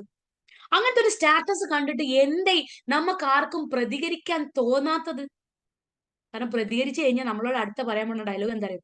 നിങ്ങൾ പോയി പണി നോക്കിക്കോളി, നിങ്ങൾ പോയി പണി നോക്കിക്കോളി എന്ന് പറയുന്ന ഒരു സമൂഹം ആണ് ഇന്ന് ഉണ്ടായി വരുന്നത്. അപ്പോ ചെറുപ്പത്തിലെ കൃത്യമായ ഒരു മാർഗദർശനം, പ്രത്യേകിച്ച് വസ്ത്രധാരണത്തിന്റെ പേരിൽ എങ്ങനെയാണ് ഒരു മുസ്ലിം സ്ത്രീ ജീവിക്കേണ്ടത് എന്ന് കൃത്യമായിട്ട് നിങ്ങൾ ചെറുപ്പത്തിൽ തന്നെ കൊടുത്തിട്ടില്ല എങ്കിൽ, ചെറുപ്പത്തിൽ തന്നെ കൊടുത്താൽ പോലും വലുതാവുമ്പോ നമ്മളെ കയ്യിൽ നിന്ന് വൈക്കളിച്ചു പോകുന്ന മക്കളാണ്. അപ്പൊ നിങ്ങൾ ചെറുതല്ലേ എന്ന് വിചാരിച്ചിട്ട് എല്ലാത്തീനും ഈ ഗ്രീൻ സിഗ്നൽ കൊടുക്കുന്ന മാതാപിതാക്കളുടെ മെന്റാലിറ്റി അത് മാറേണ്ടതുണ്ട്. പോവണ്ടാത്തോടത്ത് കുട്ടികളെ വിടണ്ട. എന്തിനു വിടണം? എല്ലാത്തിനും ഇന്ന് കുട്ടികൾക്ക് ഫ്രീഡം ആണ്. ഇന്നലെ രാത്രി 12 മണിക്ക് എന്റെ അനിയത്തിക്ക് ഗ്യാസിന്റെ ഒരു വേദന വന്നു. ഇന്നലെ രാത്രി 12 മണിക്ക് ബീച്ച് ഹോസ്പിറ്റലിലേക്ക് നമ്മൾ കൊണ്ടുപോവാണ്. ഈ ബീച്ച് ഹോസ്പിറ്റലിൽ കൊണ്ടുപോകുമ്പോൾ ഞാൻ പറഞ്ഞല്ലേ വീട് ബീച്ചിന്റെ അടുത്താണ്. ആ ബീച്ചിൽ രാത്രി 12 മണിക്ക് മുഴുവൻ വാഹനങ്ങൾ. അവിടെ നിങ്ങൾക്ക് അറിയാം കോഴിക്കോട് ബീച്ചിന്റെ ആ സൈഡ് കംപ്ലീറ്റ് ഒരു ഹബ്ബാണ്, ഫുഡിന്റെ ഹബ്ബാണ്. അവിടെ നമുക്ക് കാണാൻ പറ്റും 2ഉം 3ഉം ആൺകുട്ടികളുടെ നടുവിൽ ഒരു തട്ടമിട്ട പെൺകുട്ടി. അങ്ങനെ അത് 1 മണിക്ക് 1:30 മണിക്ക് ഞാൻ തിരിച്ചു വീട്ടിൽ വരുമ്പോഴും അത് തന്നെ. എന്നിട്ട് ഞാനിങ്ങനെ അനിയത്തിനോട് ചോദിക്കായിരുന്നു, നോക്ക് എങ്ങനെയാണ് ഇത്ര പാതിരാത്രി ഉമ്മമാർ ഈ പെൺകുട്ടികളെ പുറത്തേക്ക് വിടുന്നത് എങ്ങനെയാണ്? I don't understand. അതിന്റെ ഒരു എന്ത് ധൈര്യത്തിലാണെന്നുള്ളത് എനിക്ക് മനസ്സിലാവില്ല. ചിലപ്പോ ഒരു പറയും ഫ്രണ്ട്സ് അല്ലേ. ഫ്രണ്ട്സ് ആണെങ്കിൽ രാത്രി 1 മണിക്കും 2 മണിക്കും ഫ്രണ്ട്സിന്റെ കൂടെ റോട്ട് പോയിട്ടല്ല ഫ്രണ്ട്ഷിപ്പ് അത് നിറവേറ്റേണ്ടത്. അങ്ങനെ വിട്ടിട്ടല്ല ഒരു ഉമ്മ മക്കളോട് സ്നേഹം കാണിക്കേണ്ടത്. അത് വേറെ, അത് സ്വന്തം മക്കളെ നരകത്തിലേക്ക് ഇങ്ങനെ പൊയ്ക്കോളി മക്കളെ, നരകത്തിലേക്ക് പൊയ്ക്കോളി, കുഴപ്പമില്ല, നിങ്ങൾ നരകത്തിൽ കിടത്താൻ എനിക്ക് കുഴപ്പമില്ല എന്ന് പറയുന്ന രൂപത്തിൽ സ്വന്തം മക്കളെ നാളെ നരകത്തിലെ വിറക് കൊള്ളിയാവാൻ വേണ്ടി നരകത്തിലേക്ക് ഇങ്ങനെ വിട്ടയക്കുന്ന പോലാണ്. നിങ്ങൾക്ക് ചിന്തിക്കാൻ പറ്റുമോ? അത് ചിന്തിക്കാൻ പറ്റുമോ? നിങ്ങൾ ആലോചിച്ച് നോക്കി, നിങ്ങളുടെ മക്കൾ, നമ്മുടെ മോള്, എന്റെ മോള് ഇപ്പൊ ഞാൻ ഈ സംസാരിക്കുന്ന സമയത്ത് എന്റെ മോള് ഇതായി എന്റെ മടിയിലുണ്ട്. എന്റെ മടിയിൽ ഇരുത്തിയിട്ടാണ് ഞാൻ ഇപ്പൊ നിങ്ങളോട് സംസാരിക്കുന്നത്. ഈ മോള് നാളെ നരകത്തില് കത്തി അമരുന്നത് എനിക്ക് ചിന്തിക്കാൻ പോലും കഴിഞ്ഞില്ല. എനിക്ക് ചിന്തിക്കാൻ പോലും കഴിഞ്ഞില്ല. പക്ഷെ അത് ഇല്ലാതിരിക്കാൻ വേണ്ടി ഇപ്പൊ ഞാൻ ഇവിടുന്ന് ചിലപ്പോ ചില ഇഞ്ചക്ഷൻ കൊടുക്കേണ്ടി വരും. ആ ഇഞ്ചക്ഷൻ കൊടുക്കുമ്പോ എനിക്കറിയാം, എന്റെ മോക്ക് വേദന ഉണ്ടാവും. ഇഞ്ചക്ഷനാണ്, കുട്ടിക്ക് വേദന ഉണ്ടാവും, കുട്ടി കരയും, എന്നോട് പിണങ്ങും. പക്ഷെ കുഴപ്പമില്ല, ആ ഇഞ്ചക്ഷൻ കൊടുത്താൽ എന്താ, അതേപോലെയുള്ള ഇഞ്ചക്ഷൻ ആണ് നമ്മൾ ചില ദീനപരമായിട്ടുള്ള ചില കാര്യങ്ങൾ നമ്മൾ കുട്ടികളെ റെസ്ട്രിക്ട് ചെയ്യേണ്ടി വരും. കുട്ടികൾ ചിലപ്പോ പറയും, എന്താണ് പെരുന്നാളിന് ജീൻസ് വേണം, ചെറിയ കുഞ്ഞ് മറ്റേ എന്താ പറയാ ബനിയന് വേണം, അത് വേണം. ഇപ്പം അതാണല്ലോ ഈ ഒരു കൊറിയൻ ട്രെൻഡ്, തലേ കയറി പ്രാന്തായ ഒരു സമൂഹമാണല്ലോ ഇപ്പൊ നമ്മളത്, അല്ലെ? ചെറിയ കുഞ്ഞി ഒരു ലൂസ് ഉള്ള ജീൻസും ചെറിയൊരു ഒരു ബനിയനും ഇട്ട് അതിന്റെ മേലെ ഒരു ജോർജറ്റിന്റെ ഷോളും ഇട്ട് കഴിഞ്ഞാൽ വസ്ത്രധാരണം പൂർത്തിയായി എന്ന് ധരിക്കുന്ന കുട്ടികളാണ് നമ്മളെ കുട്ടികൾ. അതിന്റെ ഇടയിൽ നമ്മൾ അവരെ നിർത്തി അതിൽ നിങ്ങളുടെ ഉപ്പമാർക്കും നിങ്ങളുടെ ഭർത്താക്കന്മാർക്കും പങ്കുണ്ടാവണം. ഈ ഭർത്താക്കന്മാരെന്ന് പറഞ്ഞു കഴിഞ്ഞാൽ ചില ആൾക്കാരുണ്ട്, രാവിലെ വരും, രാവിലെ പോവും, രാത്രി കയറി വരും. അതിന്റെ ഇടയിൽ കുട്ടികൾക്ക് എന്ത് സംഭവിച്ചു, അവരെവിടൊക്കെ പോയി, എന്തൊക്കെ തിന്നു, ആരുടെയൊക്കെ കൂടെ പോയി, അവരെന്ത് ഡ്രസ്സ് ഇട്ടു, എന്ത് ഡ്രസ്സ് ഒന്നും അറിയണ്ട. അതിൽ വാപ്പമാർക്കും നല്ല പങ്കുണ്ട്. വാപ്പമാര് കേൾക്കുന്നുണ്ടെങ്കിൽ, അല്ലെങ്കിൽ നിങ്ങൾ ഒരിക്കൽ പറഞ്ഞു കൊടുക്കുക, വാപ്പമാർക്ക് നല്ല പങ്കുണ്ട്. വിളിക്കണം മക്കളെ, വിളിച്ചിട്ട് പറയണം, മോളെ പെരുന്നാളിന് ഡ്രസ്സ് എടുത്തുതരാം. പക്ഷെ ആ പെരുന്നാളിന്റെ ഡ്രസ്സ് എന്ന് പറയുന്നത്, ആ ഡ്രസ്സ് കാരണം നരകത്തിൽ പോയി കിടക്കാനുള്ള, കാരണം അത് വാങ്ങിക്കൊടുത്ത നിങ്ങൾക്കും അതിനുള്ള പങ്കുണ്ട്. വാങ്ങിക്കൊടുത്ത നിങ്ങൾക്കും ആ ശിക്ഷ എന്തുണ്ടാവും, അത് നിങ്ങൾക്കും ഉണ്ടാവും എന്നുള്ളതാണ്. അപ്പൊ നാളെ എന്നിട്ട് എന്ത് ചെയ്യും? ഇതൊക്കെ കഴിഞ്ഞ് അവിടെ ഒരു കാലം വരൂലേ, നമ്മൾ മരിച്ചൊക്കെ കഴിഞ്ഞ് ഖിയാമത്ത് നാൾ സമയത്ത് എഴുന്നേൽക്കുന്ന സമയത്ത് എന്താണ്, എല്ലാരും നഫ്സിയാണ്. അത് നിങ്ങളായിക്കോട്ടെ, നിങ്ങളെ മക്കളായിക്കോട്ടെ, ഞാനായിക്കോട്ടെ, ആരായിക്കോട്ടെ. ആ സമയത്ത് ഈ മക്കൾ നിങ്ങളോട് നേരെ തിരിച്ചു പറയാണ്, ഇതൊക്കെ എന്റെ അമ്മ വാങ്ങി തന്നിട്ടല്ലേ ഞാൻ ഇട്ടതെന്ന് ചോദിച്ചു കഴിഞ്ഞാൽ കുടുങ്ങിയില്ലേ മക്കളെ, കുടുങ്ങിയില്ലേ? അപ്പൊ എന്തിനാണ് അത്ര വലിയൊരു റിസ്ക് നമ്മൾ എടുക്കാൻ നിൽക്കുന്നത്? പറഞ്ഞ് മനസ്സിലാക്കി കൊടുക്കണം.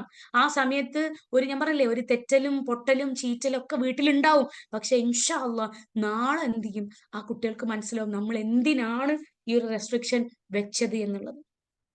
ഇനി വേറൊരു കാര്യം പറയട്ടെ, കൃത്യമായി ദീനിനെ പറ്റി ഒരു ബോധമുള്ള കുട്ടിയാണെങ്കിൽ, നല്ല ഒരു ബന്ധം ഉമ്മാനോട് വാപ്പനോടും ഉള്ള ഒരു കുട്ടിയാണെങ്കിൽ, ഇപ്പൊ എന്നെ സംബന്ധിച്ച് എന്റെ ഉപ്പ പറയാണ്, മോളെ നീ അത് ചെയ്യണ്ടെന്ന് പറഞ്ഞു കഴിഞ്ഞാൽ ഞാൻ ആ വഴിക്ക് പോകില്ല. കാരണം ആ ഒരു സ്നേഹം എനിക്ക് എന്റെ ഉപ്പാനോടുണ്ട്, എന്റെ ഉമ്മാനോടുണ്ട്. ഒരു പറഞ്ഞ അതിന്റെ അപ്പുറത്തേക്ക് നമുക്കില്ല. പക്ഷെ ആ ഒരു ബന്ധം നിങ്ങളെ മക്കളുടെ അടുത്ത് ഉണ്ടോ എന്നുള്ളത് നമ്മൾ ഒന്ന് എന്ത് ചെയ്യണം, അതൊന്ന് നമ്മൾ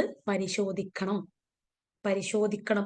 എല്ലാത്തിനും ഗ്രീൻ സിഗ്നൽ കൊടുക്കുക. അതേപോലെ തന്നെ ഇന്ന് നമുക്ക് കാണാനായിട്ട് പറ്റും, ഇപ്പൊ പൊതുവേ ഞാൻ പറഞ്ഞില്ലേ, ഒരു കഷ്ണം ഒരു ഷോളാണല്ലോ നമ്മളൊക്കെ ഇപ്പൊ ശരിക്കും ഈ എന്താ പറയാ പെരുന്നാളൊക്കെ ഡ്രസ്സൊക്കെ എടുക്കാൻ പോയി കഴിഞ്ഞാൽ വെറും വെറുതെയാ പോണത്. കാരണം ഒരു ചുരിദാർ എടുക്കാൻ നോക്കിക്കഴിഞ്ഞാൽ ആ ചുരിദാറിന്റെ ഷോള് നെറ്റ്, അല്ലെങ്കിൽ ഉള്ളിലേക്കുള്ളത് പുറത്തിട്ട് കഴിഞ്ഞാൽ ഉള്ളിലുള്ള മുഴുവൻ മുടി പുറത്ത് കാണുന്ന രൂപത്തിലുള്ള അത്രയും നൈസായിട്ടുള്ള ഷോളായിരിക്കും ഉണ്ടാവുക. അല്ലെങ്കിൽ ഇനി ഒരു ചുരിദാർ എടുത്ത് അതിന് പാന്റ് അങ്ങോട്ട് എടുത്തു കഴിഞ്ഞാൽ ആ പാന്റാണ് നെര്യാണിക്ക് മുകളിൽ. ഇതിനേക്കാൾ നീളമുള്ള പാന്റ് ഉണ്ടോ വെച്ചാൽ ഓരോ അടുപ്പിച്ചിട്ടോളി. കാരണം ഇപ്പോഴത്തെ ട്രെൻഡ് അതാണ്. എല്ലാരും ഇത് തെരഞ്ഞിട്ടാണ് വരുന്നത് പോലും. ഇത് തെരഞ്ഞിട്ടാണ് വരുന്നത്. അപ്പൊ ഒബ്വിയസ്ലി അപ്പൊ ഈ ഉള്ളിലേക്ക് മുടി കാണുന്ന ഷോൾ ഇടുന്ന സമയത്ത് ഒബ്വിയസ്ലി കുട്ടികളെ മനസ്സിൽ ഒരു ചിന്ത ഉണ്ടാവും, എന്താണ്, ഏതായാലും മുടി കാണുന്നുണ്ട് അല്ലെ, അപ്പൊ കുറച്ച് മുടി പുറത്തേക്ക് ഇടാം. ഈ പുറത്തേക്ക് ഇടുന്ന മുടി ഒന്ന് കളർ ചെയ്യുക, ഈ പുറത്തേക്ക് കാണുന്ന മുടി ഒന്ന് കട്ട് ചെയ്ത് കണ്ണിന്റെ സൈഡിൽ കൂടെ അങ്ങ് തൂക്കിയിട്ട് കഴിഞ്ഞാൽ മുഖത്തിന് നല്ലൊരു ഭംഗിയാണ്. ഇതൊക്കെ പിശാച് ഭയങ്കര ആലങ്കാരികമായിട്ട് ഇങ്ങനെ കുട്ടികൾക്ക് ഇങ്ങനെ കാണിച്ചു കൊടുക്കും. അപ്പൊ അടുത്തത് കുട്ടി ചോദിക്കാൻ പോണെന്താ അറിയോ, ഉമ്മ ഞാനൊന്ന് പാർലറിൽ പോയിട്ട് മുടി കട്ട് ചെയ്ത് വരാം, അല്ലെങ്കിൽ മുടി ഒന്ന് കളർ ചെയ്ത് വരാം. ഇതൊക്കെ വളരെ സർവ്വസാധാരണമായിട്ട് നമുക്ക് തോന്നും. അതേപോലെ തന്നെ ഇപ്പൊ ഇതൊക്കെ ഞാൻ കണ്ട കാഴ്ചകളായി ഇനി പറയട്ടോ. റീസെന്റ് ഇപ്പോ ഞാൻ ഒരു കല്യാണത്തിന് പോയപ്പം ഇതേപോലെ ചെറിയൊരു മോള്, അതെനിക്ക് തോന്നുന്നു ഒരു 5ാം ക്ലാസ് 4ാം ക്ലാസ് 5ാം ക്ലാസ് പഠിക്കുന്ന ഒരു മോള്, ആ കുട്ടിയുടെ മുടി ഉണ്ട് നീല കളർ, എല്ലാ ഭാഗവും ഇല്ല, ചില സ്ട്രാൻഡുകൾ നീല കളർ. എന്നിട്ട് ആ മുടിന്റെ ഉള്ളിൽ കൂടെ അടി കൂടെ, അതായത് കഴുത്തിന്റെ പുറത്തു കൂടെ ഒരു ഷോൾ ഇട്ടിട്ടുണ്ട്. ഉമ്മ ഇതേപോലെ ഫുള്ള് മുടിയൊക്കെ കളർ ചെയ്തിട്ട് 5ലും 6ലും പഠിക്കുന്ന കുട്ടിയുടെ മുടിയുടെ കളറ് നീലാക്കി കൊടുക്കുകയാണ്. ആരാ ആക്കി കൊടുക്കണത്? 5ാം ക്ലാസ്സിലെ കുട്ടിയൊന്നും എന്തായാലും ഒറ്റക്ക് ബ്യൂട്ടി പാർലർ പോകില്ലല്ലോ, ഇല്ലല്ലോ, അത്ര വളർന്നിട്ടില്ലല്ലോ നമ്മളെ മക്കള്, ഇല്ല. അപ്പൊ പോയത് ഒബ്വിയസ്ലി ഉമ്മന്റെ കൂടെ ആയിരിക്കണം. അള്ളാഹു ആലം. അള്ളാഹു സുബ്ഹാനഹു വ തആല ഇവർക്കൊക്കെ ഹിദായത്തിനെ കൊടുക്കട്ടെ. അല്ലാതെ എന്താ പറയാ, നമുക്ക് എല്ലാം ഈ യൂറോപ്യൻ കൺട്രീസിനെ അങ്ങോട്ട് കോപ്പി ചെയ്യണം. എല്ലാം ഒരു മുടി വെട്ടിയാൽ നമുക്ക് മുടി വെട്ടണം, ഒരു മുടി കളർ ചെയ്താൽ നമുക്ക് മുടി കളർ ചെയ്യണം, അവരുടെ ഡ്രസ്സ് അങ്ങോട്ട് ചെറുതാക്കി കഴിഞ്ഞാൽ നമുക്ക് ചെറുതാക്കണം. അല്ലേ?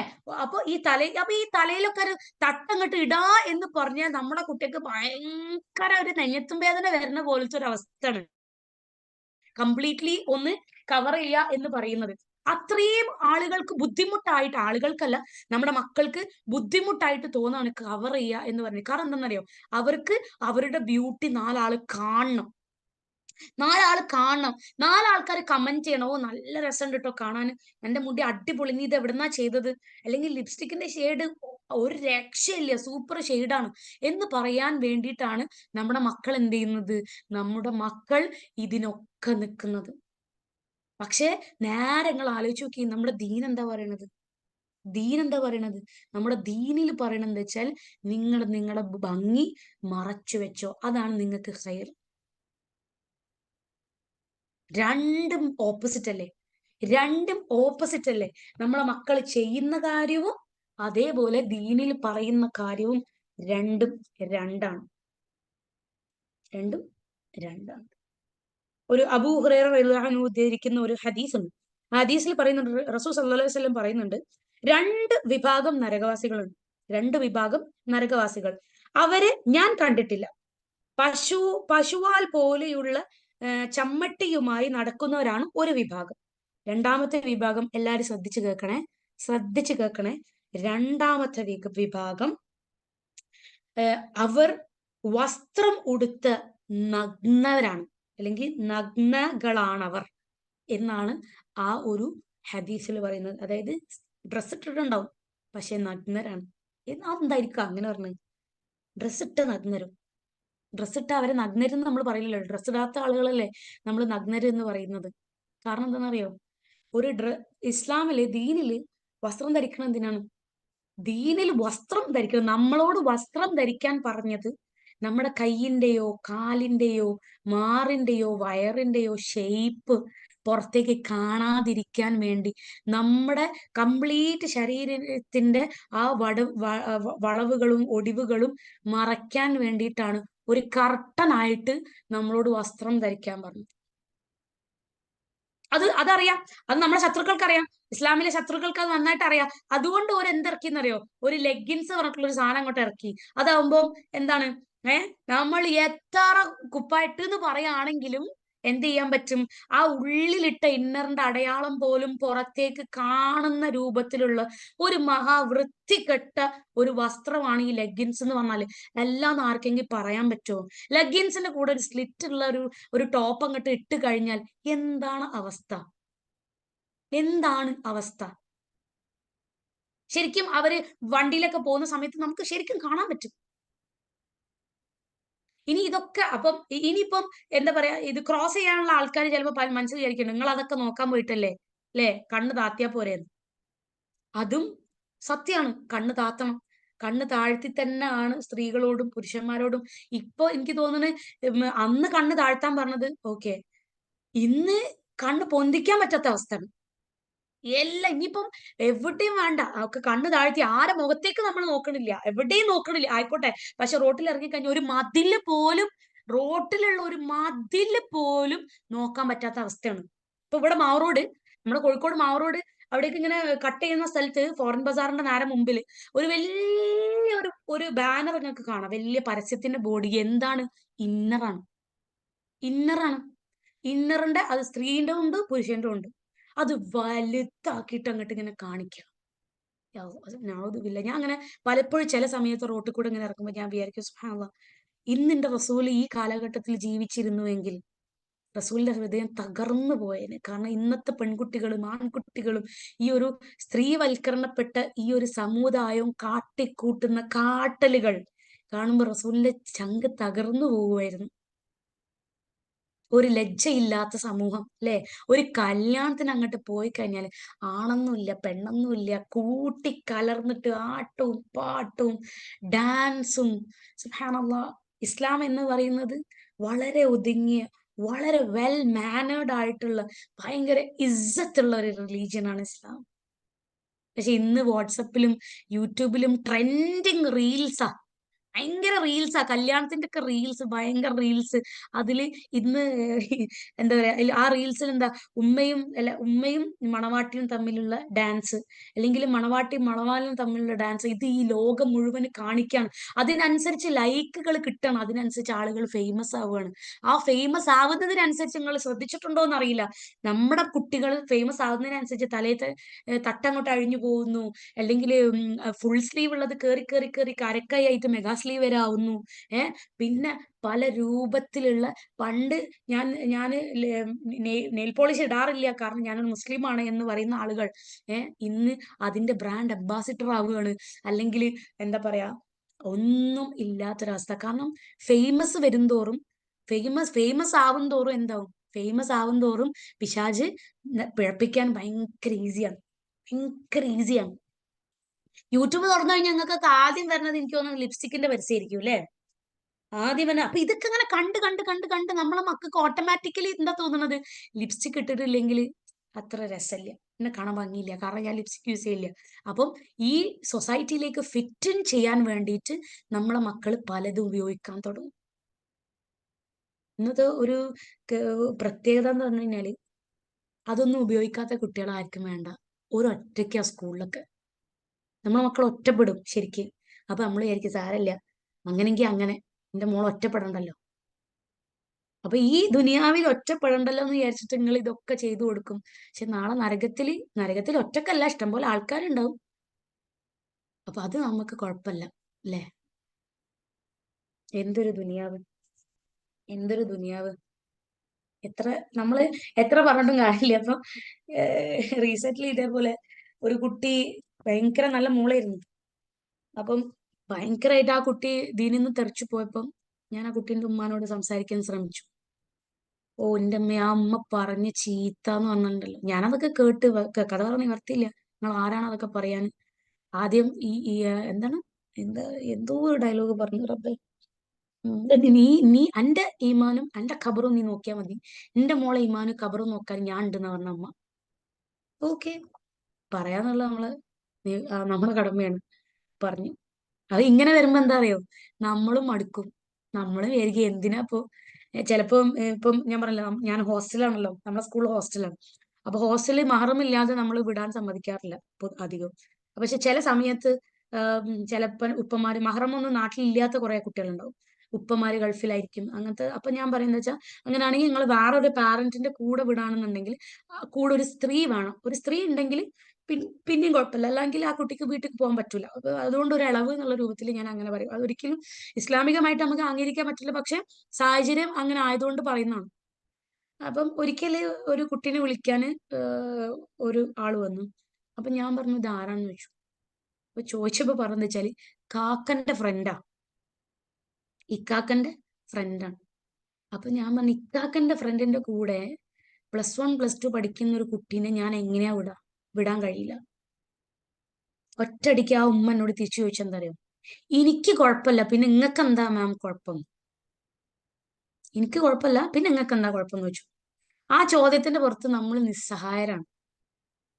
ഞാൻ പറഞ്ഞു നിങ്ങൾക്ക് കുഴപ്പമില്ലെങ്കിലും കുഴപ്പമുണ്ടെങ്കിലും സ്ഥാപനത്തിൽ നിന്ന് വിടാൻ കഴിയില്ല. ഇനി പോകുന്ന വഴിക്ക് എന്തെങ്കിലും സംഭവിച്ചു നിൽക്കുക, നാളെ ഉമ്മ പറയും എന്താ നിങ്ങൾ വിടാൻ നിന്നിട്ടല്ലേ എന്ന് ഇതേ ഉമ്മ നമ്മളെ പറയും. അതിന്റെ പേരിൽ അവർ അങ്ങോട്ട് ഭയങ്കര കച്ചറാക്കി. പക്ഷെ അൽഹംദുലില്ലാ, ഞാൻ എപ്പോഴും മനസ്സിൽ വിചാരിക്കും കുഴപ്പമില്ല, അതിന്റെ പേരിൽ നിങ്ങൾ എന്നെ തല്ലിയാലും എനിക്ക് കുഴപ്പമില്ല, വിടൂല എന്ന് തന്നെ പറയേണ്ട അവസ്ഥയാണ്. അപ്പൊ ആലോചിച്ച് നോക്ക്, ഈ ഉമ്മമാരുടെ ഒരു മെന്റാലിറ്റി ആലോചിച്ച് നോക്കൂ. ബ്രദറുടെ ഫ്രണ്ട്, ചിലപ്പോ ബ്രദർ ഫ്രണ്ട് നിങ്ങൾക്ക് മോനെ പോലെ ആയിരിക്കും, പക്ഷെ മോനല്ല.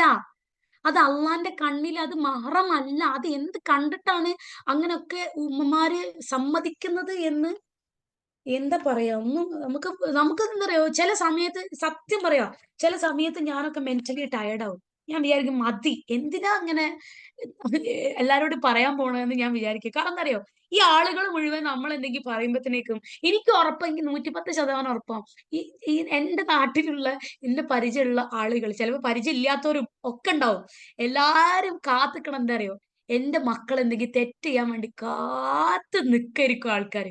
കാരണം എന്താ, ഓ ഇവ മാമ ഭയങ്കര പ്രസംഗിച്ച് നടന്ന ആളല്ലേ, ഭയങ്കര അത് പറഞ്ഞ ആളല്ലേ, ഇപ്പൊ കണ്ടില്ലേ മോള് നടക്കണത് എന്ന് ചിലപ്പോ ആളുകൾ പറയാൻ വേണ്ടി വെയിറ്റ് ചെയ്യുന്ന ആളുകളുണ്ട്.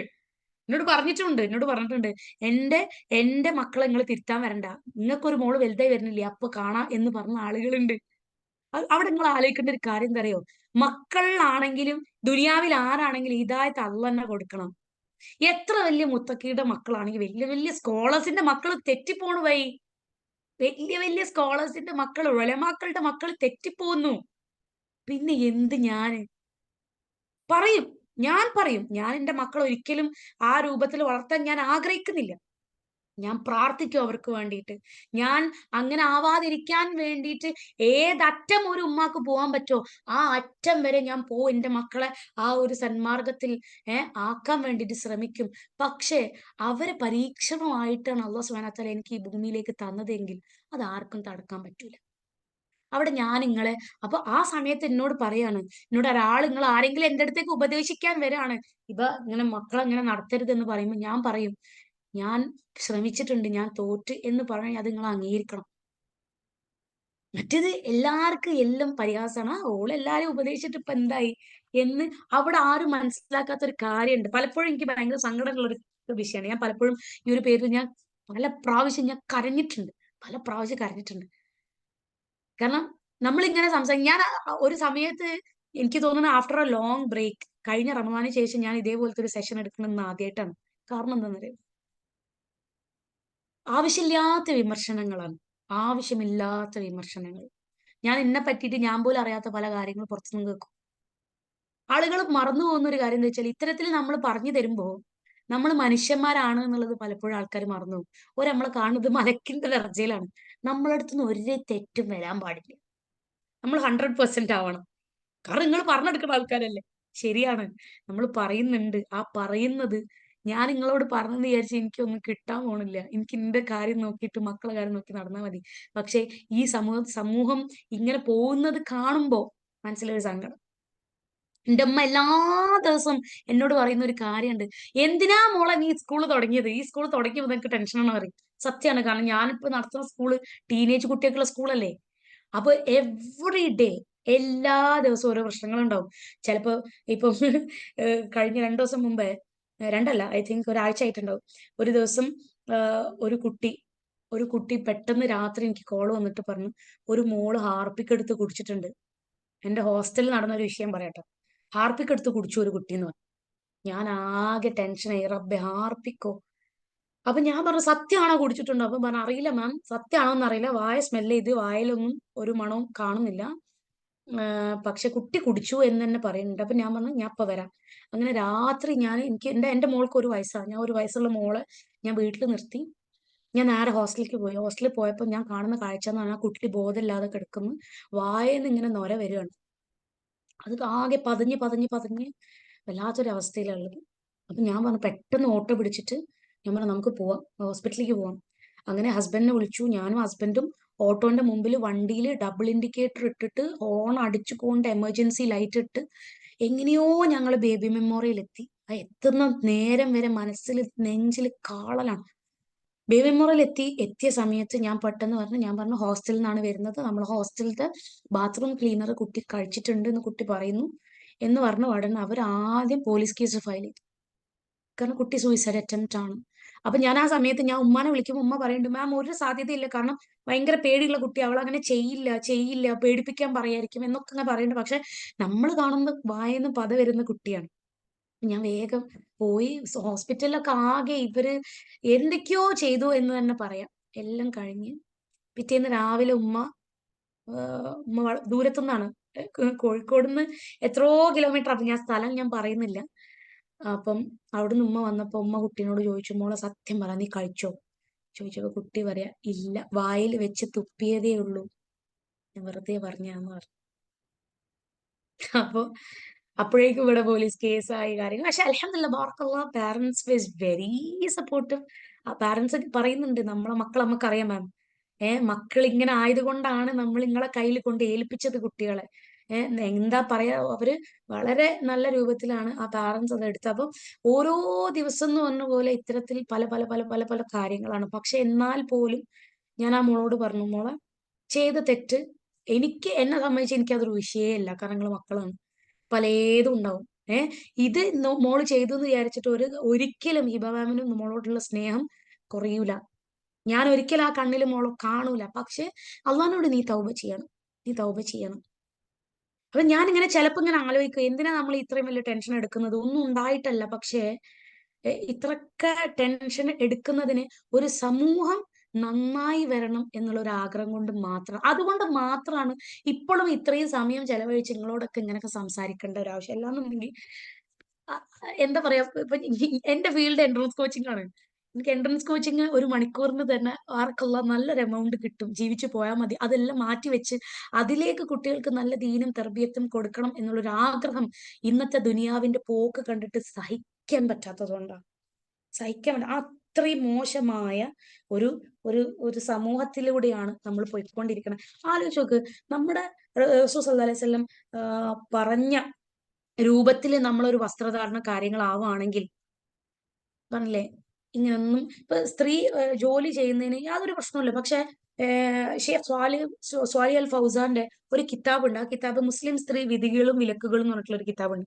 ആ കിതാബുകളിൽ പറയുന്നുണ്ട്, ഒരു സ്ത്രീ ജോലിക്ക് പോകുന്നതിൽ എന്തില്ല, ഏർ പ്രത്യേകിച്ച് ഒരു പ്രശ്നമില്ല. പക്ഷെ ആ ജോലിക്ക് പോകുമ്പോ ഒരു സ്ത്രീ ശ്രദ്ധിക്കേണ്ട കുറച്ച് കാര്യങ്ങൾ പറയുന്നുണ്ട്. ഒരു മിനിറ്റ്.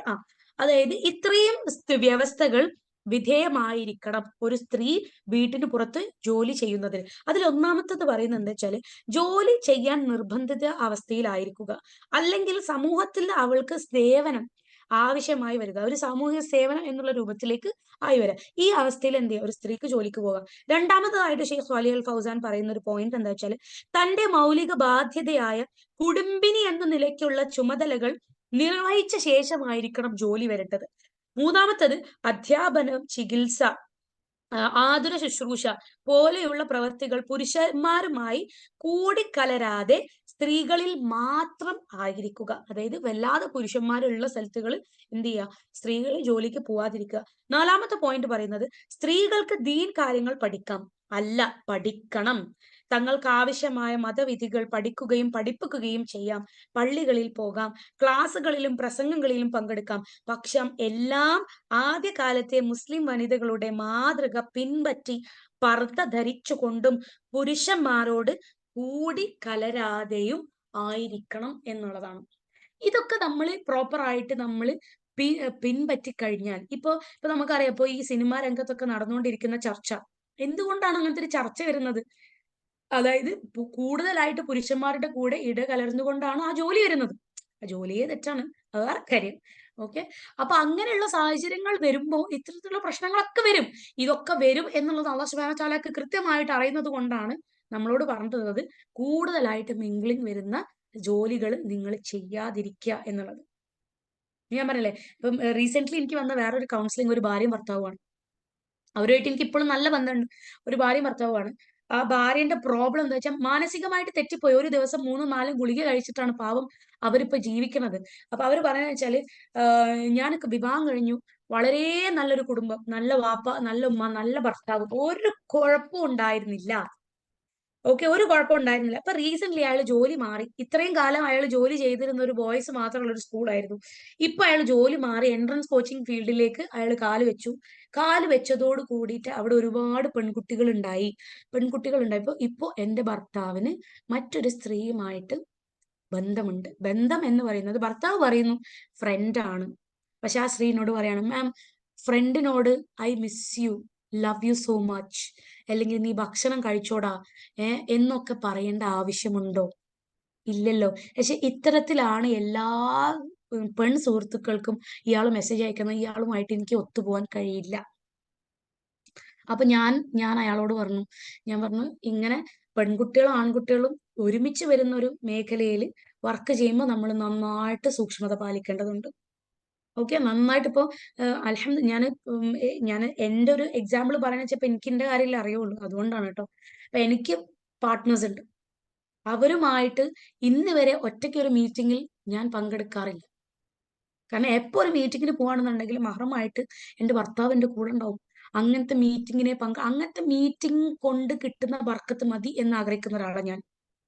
അതേപോലെ തന്നെ അതേപോലെ തന്നെ ഒരു പുരുഷനുമായിട്ട് ഒറ്റയ്ക്ക് നിൽക്കുന്ന സന്ദർഭം ഞാൻ ഉണ്ടാക്കാറില്ല. അവിടുന്ന് മൂന്നാമതൊരാൾ എണീറ്റ് പോയി കഴിഞ്ഞാൽ ആ മൊമെന്റ് ഞാൻ എഴുന്നേറ്റ് പോകും. പിന്നെ അവര് വരുമ്പഴേ അതൊരു പണിക്കാരന്റെ കൂടെ ആണെങ്കിൽ പോലും അത്തരത്തിലുള്ള സന്ദർഭങ്ങൾ ശ്രദ്ധിക്കുക എന്നുള്ളതാണ്. നമ്മൾ അവരോട് അവരുടെ പേഴ്സണൽ കാര്യങ്ങൾ ചോദിക്കേണ്ട ഒരു ആവശ്യം വരുന്നില്ല.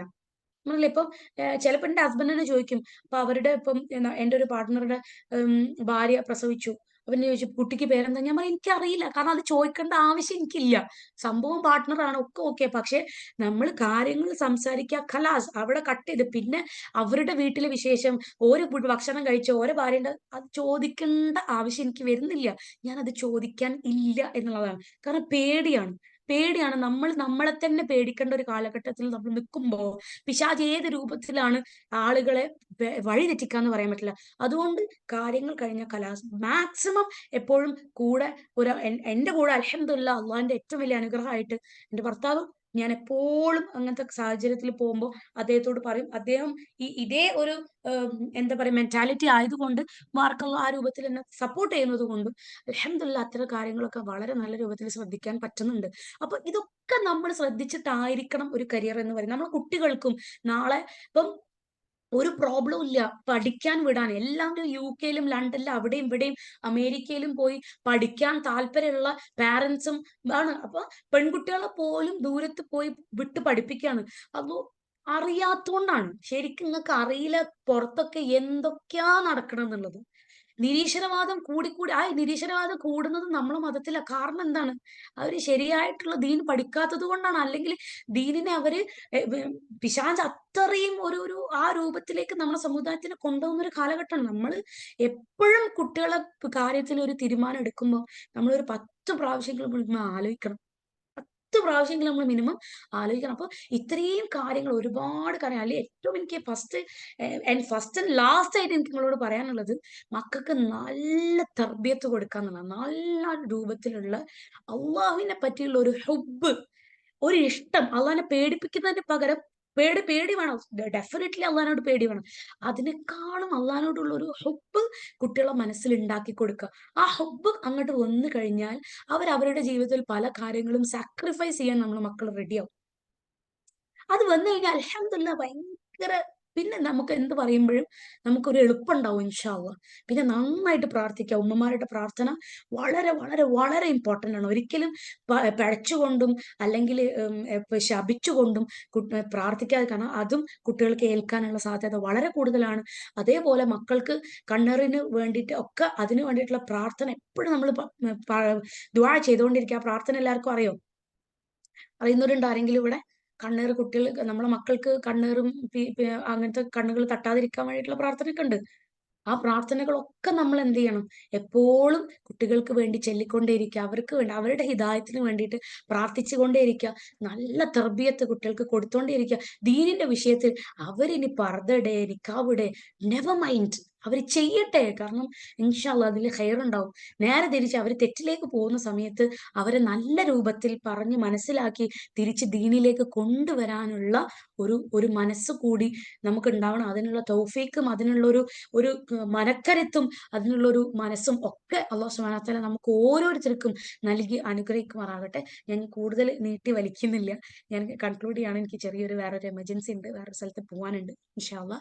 അപ്പം നമ്മുടെ എല്ലാ മക്കളും നമ്മുടെ മക്കളും ഒക്കെ എല്ലാവരും സ്വാലിഹായ മക്കളായിട്ട് മാറിത്തീരട്ടെ.